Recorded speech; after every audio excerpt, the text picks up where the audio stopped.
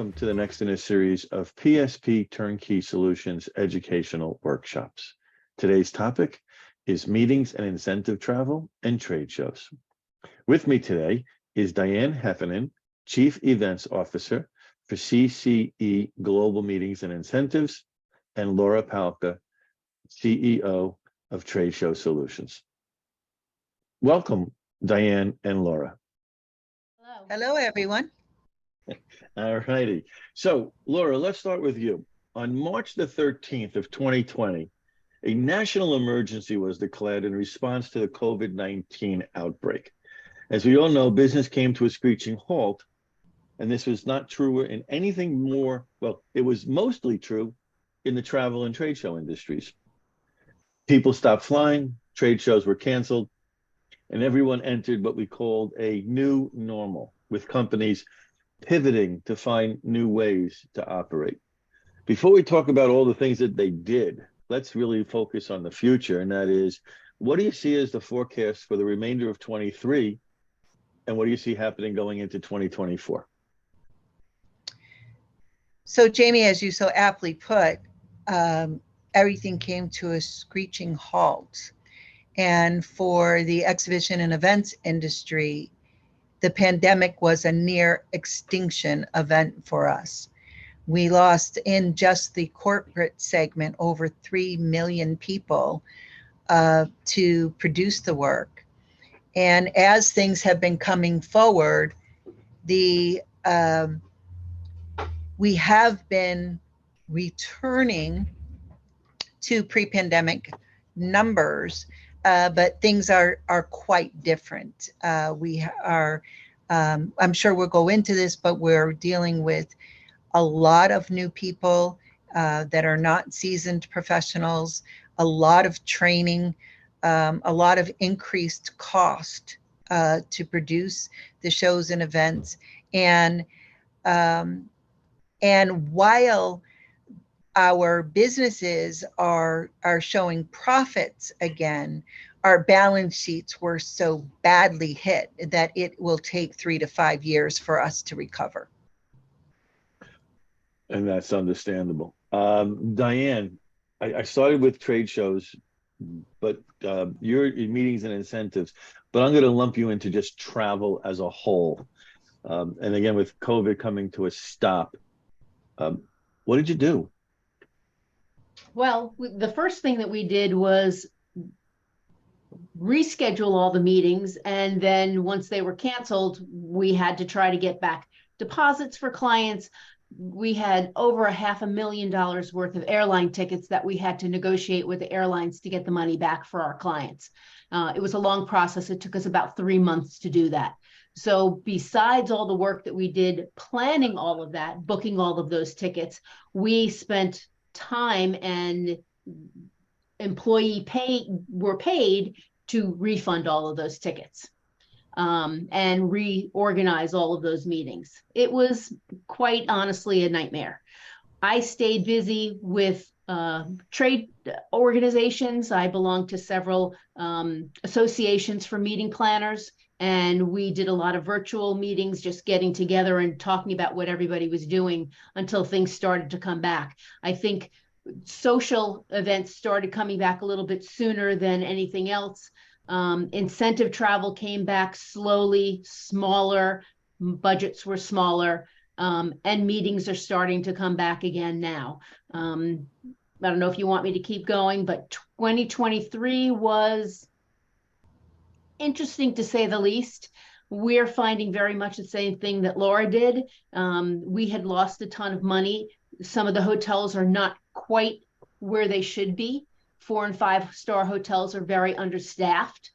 And some of them, from a negotiating standpoint, seem to want to make up for the lost revenue from 2020, 2021, and 2022 on the backs of the people that are booking now. So the rates have been inflated. The hotels are full, and they're still seeing a lot of transient vacation leisure travelers. So when you approach them for a meeting or event, they're not as amicable as they used to be. They're not as eager to have that business back. Well, that's what we saw through 2023. I think that things are starting to change a little bit now toward the end of 2023 and moving into 2024. We're starting to see them coming back to us and saying, hey, we really want your business. Interesting, interesting. So the idea is that, and we all know that as we exited the official pandemic, the leisure travel surged. That the pent up demand for people going on vacation that hadn't been able to go for 2 or 3 years was enormous. And that's what you're saying is, so all these resorts and all these hotels where you would normally take your groups were filled up with people paying full price as individual rooms. So you didn't have any opportunity there. As that's now dwindling and that's kind of settling back down, they've gone on their vacation or their second vacation or their third vacation. All of a sudden, the hotels are now looking at 24, 25. And in both of your worlds, you guys are really, right now, you're talking 24, 25. I mean, I'm living in 23. Okay, maybe people will say I'm living in 22 in the past, but the fact is that in your industries, in both of your cases, your business is 18 to 24 months out, if not more. So you're really thinking 24, 25 right now. And you're starting to see some openings in that the hotels are starting to say, hey, we're seeing the vacation subsiding a little bit, and we need to come back and be nice to you and get you to come back into the rooms.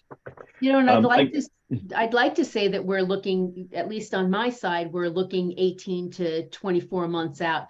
But the truth of the matter is that we're not. We're still getting a lot of last minute inquiries that people are finally, whether they have the budget, they're seeing things are okay, and they're saying, okay, we held on to this money for our incentive program or our meeting. Let's go ahead and do it still this fall, in early January, in February or March. So we're talking about 4 to 6 months lead time, and then everything is compacted. Where we used to have a year to plan something, we now have maybe 2 or 3 months to plan.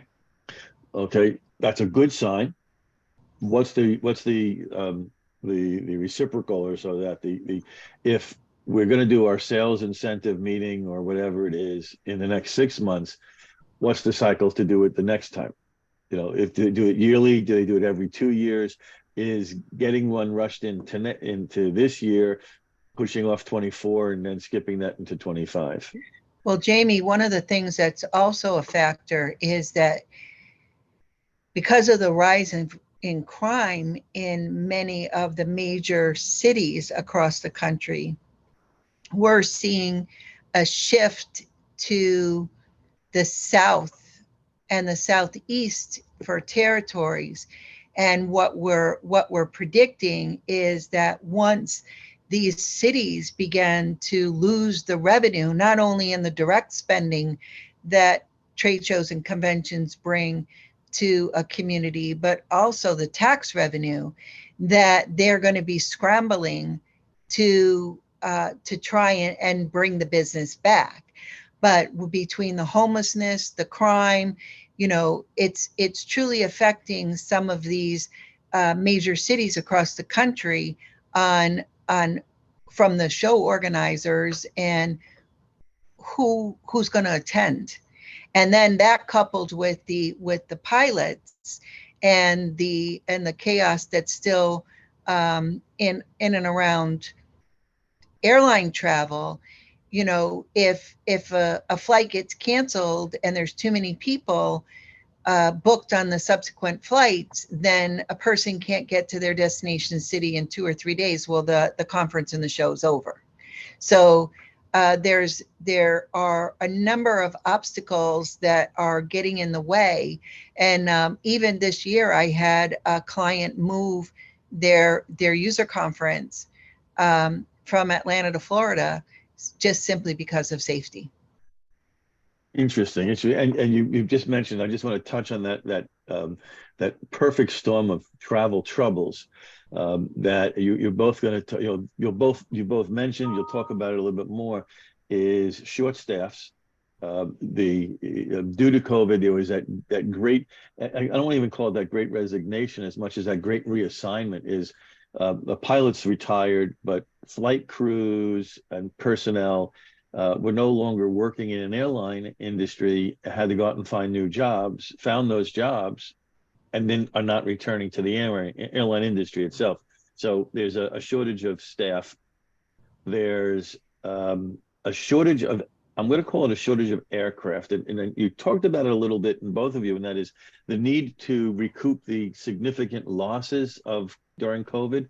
So airlines didn't bring all their planes back. And the idea is they'd rather fill up planes with their higher paid tickets. They don't need to fill a third plane with low cost tickets. So where they used to have, say, 3 flights, they have 2. Which that means is that airplanes, I should say, are flying at near full occupancy. So that when there is the third part of that perfect storm, a weather problem or a mechanical or something, and a plane can't go, there's nowhere to put those people.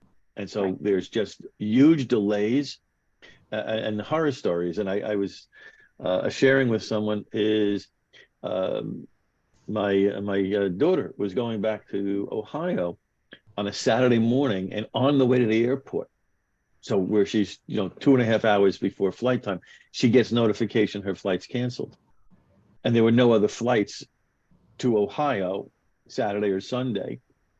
The only choice she had it's an hour and 15-minute flight. She could have taken a connection with an overnight in Charlotte. That would have been a 17-hour flight. And that's what people are experiencing. Anybody who's having that delay is just stuck. And so, as you say, your people going to conferences, they don't have the flexibility of missing the first half of the program. People going to meetings and incentives. You got a group of people and you're paying a lot of money. And if they can't get to the destination, then it's all blown. It's all lost. So there's a lot of problems. And we all recognize that, and it's going to take a few years for that to kind of work its way through.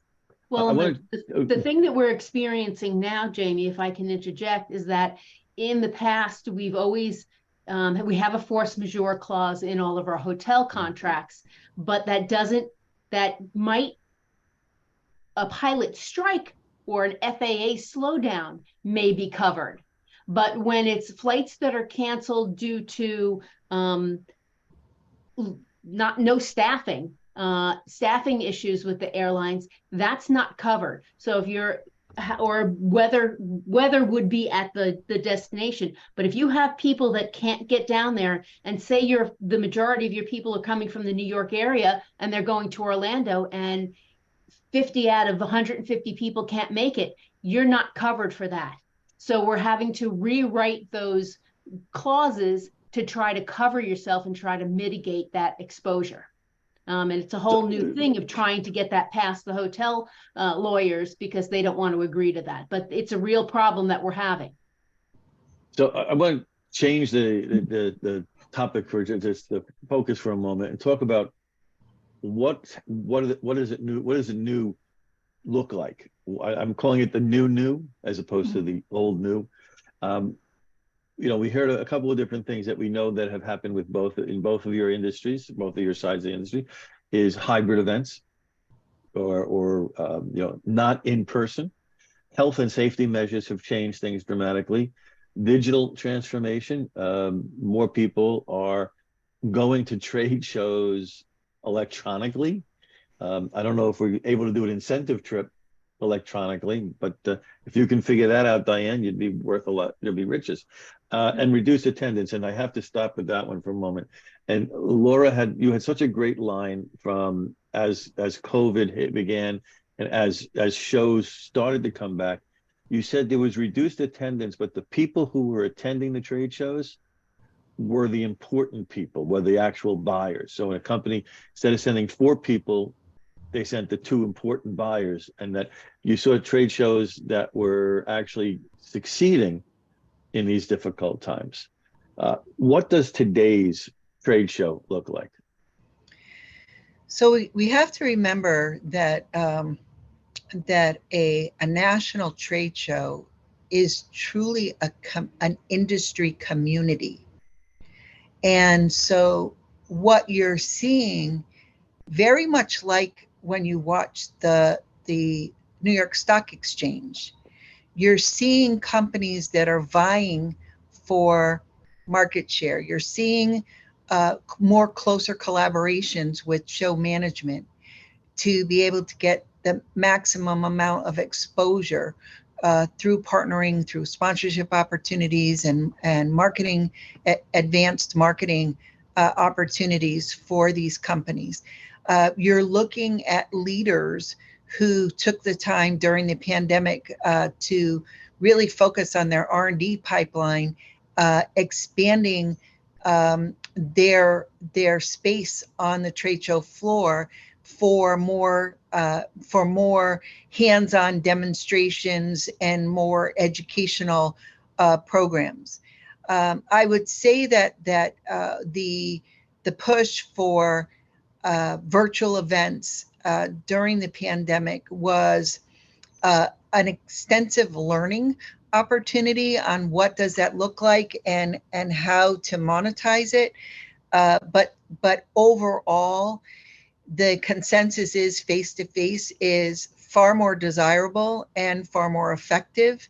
And where the technology is being used is to expand the face-to-face experience as opposed to replacing it. So giving me a chance to develop assets by looking at video and camera and getting focus groups and feedback, being able to live stream at the booth what's happening so that there can be an expanded reach, particularly in a global market. Because we are having problems with visas in some major international markets so that we can't even get the people here in the US.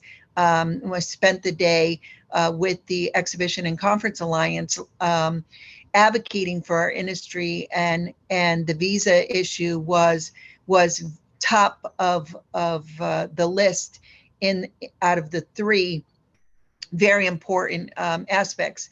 And just to let people know, one was visas, so that the international markets could come to the U.S. to build up the attendance at our conferences, meetings, and trade shows. Second was the scams that are going out with all of the shows have official hotels suppliers. So now there's scams going out where people say, oh, we've got the list, come buy from us. People give them the money, they show up and they have no hotel room. So please, everybody, only work with your officials.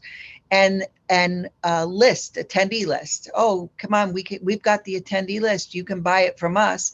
And now a person goes and thinks that they're going to get ahead of the game and goes and buy this list, and their money's gone and they never get a list. And then lastly, again, was the workforce development, which is a focus for our industry, because again, only in that corporate, 1 out of 6 silos in the exhibition and events industry lost over 3 million people. Now we're not even looking at the numbers for fairs and festivals, political conferences, sports events, entertainment, and then the special occasion markets. If you add up those losses in people, it's quite astounding, and certainly it's the hugest elephant I've ever encountered in my lifetime. Is it something that you can overcome? Yes. So there are some things that, number one, a long time coming, our organizations are gathering together to put our industry, which is responsible of putting billions of dollars in direct spending in communities and billions of dollars of tax revenue into local, state, and federal coffers. We're organizing to be able to set up an industry with the NAICS code, the exhibition and events industry, and then being able to work with the Department of Labor with the apprenticeship programs to establish ONET codes so that we can get into the school systems to create a funnel of future workforce experts, and then really getting involved with the Veterans Administration and being able to provide career opportunities for those returning home or those who have already returned home but are having difficulty getting jobs that fit their skill sets. We find that we've got great synergies with the disciplines that they've learned. And then last but not least, working with career and technical education to modernize the career cluster frameworks so that there's more awareness of our industry as a career path, one that has many opportunities that don't require college educations. Interesting. I don't want to frame COVID as creating benefits. Rather, it refocused and forced change. And in the case of trade shows, you're talking about a re-emphasis or a re-energizing of bringing in new people into the industry. And you mentioned a whole list of things that you're doing that are that may be a long time in the coming to replenish your industry. So again, not a benefit, but rather a result of a negative incident creating opportunities for the future. And now you're building it back up. It was a wake-up call for sure. On the other hand, using the internet as an example, when it first came out, local stores then were able to sell to anybody around the world. With Federal Express or UPS, you can have it delivered tomorrow type of stuff. Do you find that by having, and I just said to you that during COVID, you got the right people to come to trade shows. By now doing more virtual work, does that enable you to get people who would not normally have gone to your trade shows to attend the shows and to see the vendors, so that it now opens up a market to people who may have customers, an audience that they may not have seen or known before? Absolutely. I mean, we were able to get sponsorship dollars from an international company for the Long Island Society for Human Resource Management's virtual event. And it was a sizable sponsorship level. That wouldn't have normally been available if it didn't have that digital component.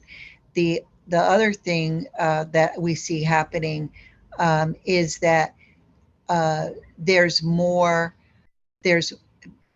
is an appetite for organizers to look at secondary markets, which will bring revenue into these outlier areas, as opposed to just the major cities. And as we've heard I was recently in Atlanta at the Meeting Planners International event, and the younger people are now looking for different things in the location, and one of them is that we've got to have good curriculum, but we better have a better TikTok environment for them to be able to share on social media. So the experience is changing, which is affecting destinations, and we're seeing shows look at the local and regional space as an alternative to or an addition to the one national conference, so that there's more exposure and we can get the results that they demand in supporting the shows. I am thinking the road hasn't changed, but the vehicles we're driving are different. In other words, TikTok versus direct mail and things like that. Diane, I had a mentor for years who always said to me, if you give people a cash bonus, they spend it on fixing their roof. But if you take them away on an incentive vacation, you build memories. Absolutely. Laura just said face-to-face is back and important. Is that still true in your market as well? 100%. For incentive travel, when a company wants to give an employee incentive, they want to bring them together to bond with them. They want them to be able to have FaceTime with the upper management, the executives, They want to give them an experience, something that they're going to go back. First of all, they're going to share that experience with their spouse, friend, significant other, whoever they're able to bring with them. Then they're going to go home and talk about it among their colleagues. And believe me, I've been in that position. I've been the guest coming back and saying, I want this trip next year. I want to make this trip next year. This was an amazing trip. What we're seeing is it's no longer the best practice to take your people to a 5-star beach destination. That's not what it's all about anymore. More and more of our clients are looking for unique opportunities, unique destinations where they can have unique experiences that they've never had before.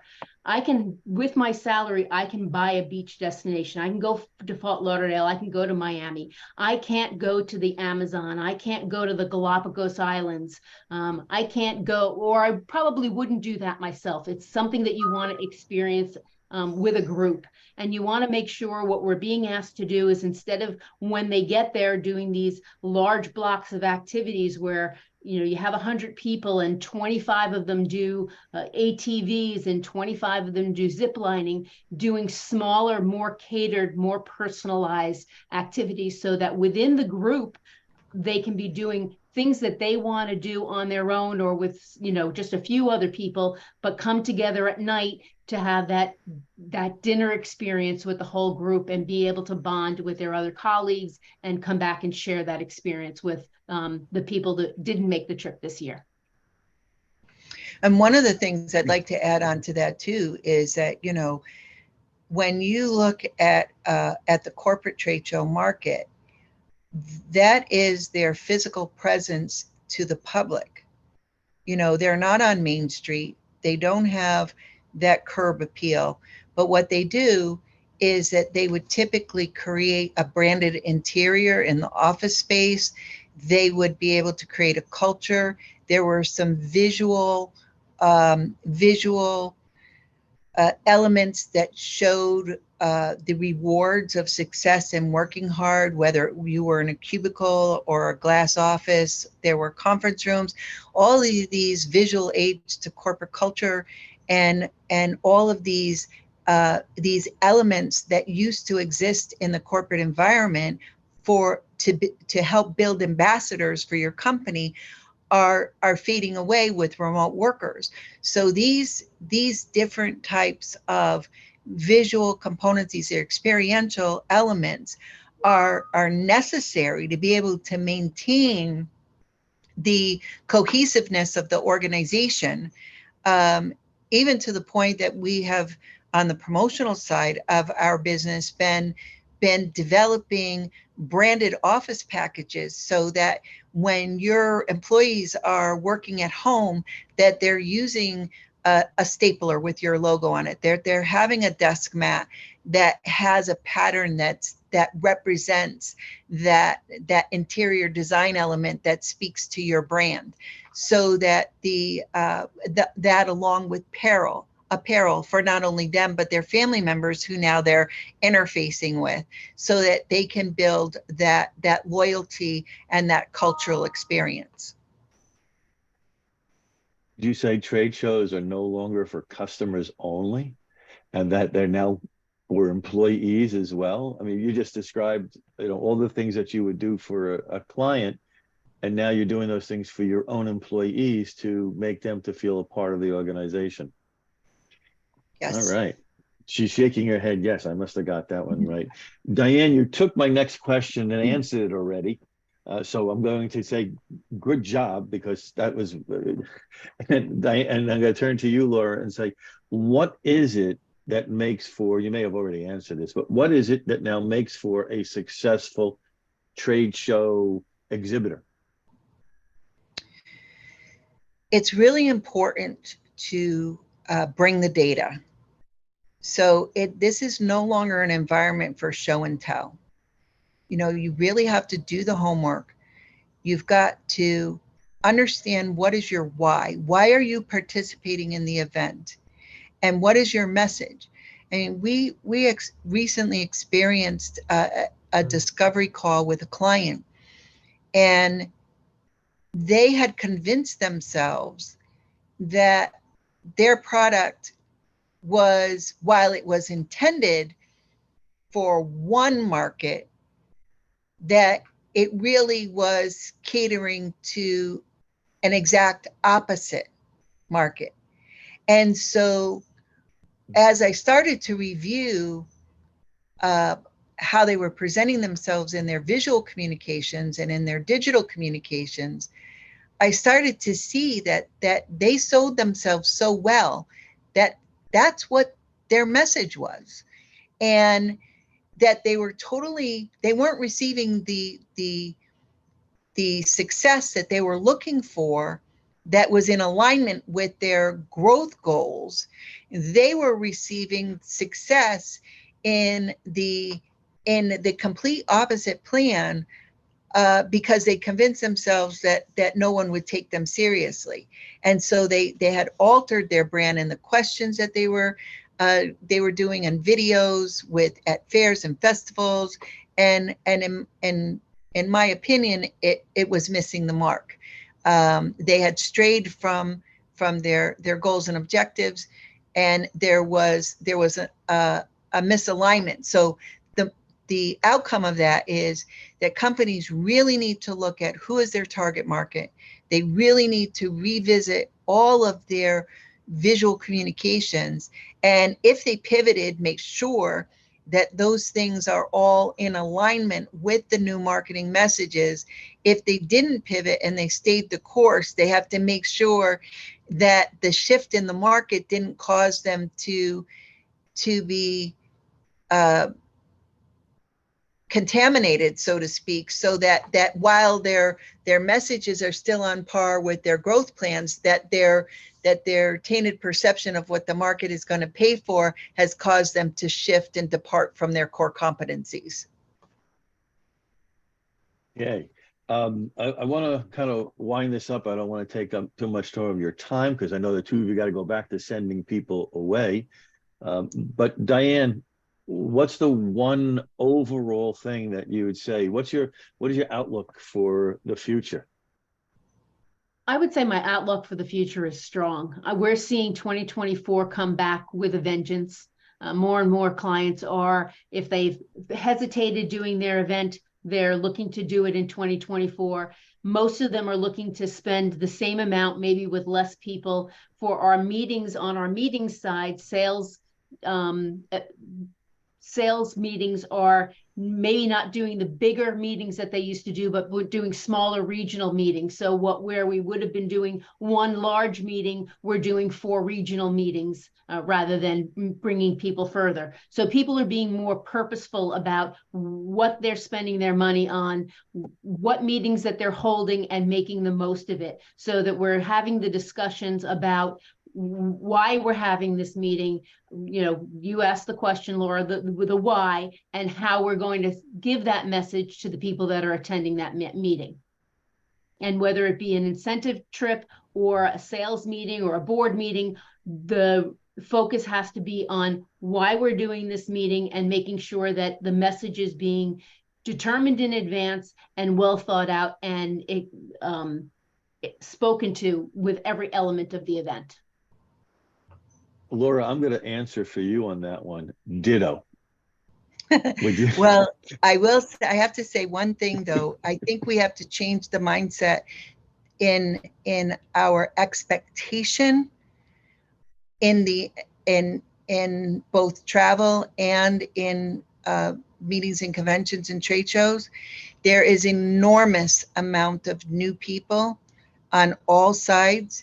And I would encourage everyone to take on the role of being a mentor, to communicate how you would like to see things handled, and to not walk into any environment expecting it to be like it was before. New normal. And we all need to recognize that, whether it's the new car that we're driving or the vehicle in which we get there, TikTok or internet versus direct mail, and or the message we're sending or the target audience that we're aiming for. We have to understand the changes, and we need to be flexible with that. Do either of you have any last parting words you want to share with us? Any words of wisdom? Any um, pieces of advice? I think for pieces of advice, I think that Laura will probably agree with me that we have to be more thoughtful from a planning perspective on how we structure our contracts, what clauses we need to make sure that are in our contracts to mitigate some of the challenges that we're experiencing, short-staffed at hotels, fees that are being added on, and try to get ahead of those things and making sure that we're cognizant of the things that can occur. You know, we all saw this week what happened in Maui. So I feel for all my planner friends who have incentive trips in the next couple of weeks that are either in Maui already and trying to move them, or going to Maui in the next few weeks. Most of the hotels weren't affected, but the whole Lahaina area and the whole island. So being able to not foresee, but prepare for those possibilities. In the world of logistics, we talk about years ago, we moved to a just-in-time inventory process. The idea being, don't bring in all of the parts and store them in your warehouse. Only bring in what you need for that week, and next week bring in the next stuff. So it's always on a. Manufacturers are changing to a just-in-case scenario now, and what they're saying is, I need to go back to carrying inventory just in case something happens. So you're saying We're the same doing the thing same thing. in, All of in our the world. contracts have to be just in case. What happens if? Yeah. And the idea, before you go, Laura, the idea is things are happening. The world is spinning faster today than it's ever spun before. And that more things and more problems are happening and popping up, and that we need to be prepared for them. And that's why we would turn to the experts like the two of you, so that we're not left in the dark. Laura, your final thoughts. To that point, you know, what we're doing is in that just in case mentality is we're looking at rental inventory. We're looking at staging clients' materials, you know, closer to their next destination, so that we have options with the recent decline of yellow freight, and with the threat of the UPS strike. All of these things, we have to pay more attention in our risk analysis, and be able to move and navigate. There are some days where we are all going to feel like the polar bear on the melting ice caps and figuring out how to get to a solid piece of land. But if we, this is one point in time where being with an experienced subject matter expert with connections and resources is going to be the client's best partner. All right. Well, I have to thank the two of you. I found this to be fascinating and interesting. And I'm most optimistic about the fact that the two of you are very optimistic about the future. So I think that's a good sign for all of us. And for those of you out there, thank you for tuning in. I've known these two experts in their fields for many years, and I can tell you, just in case you want a successful event, you should reach out to me so that I can introduce you to one of them. Thank you, Laura. Thank you, Diane. And everybody have a great day.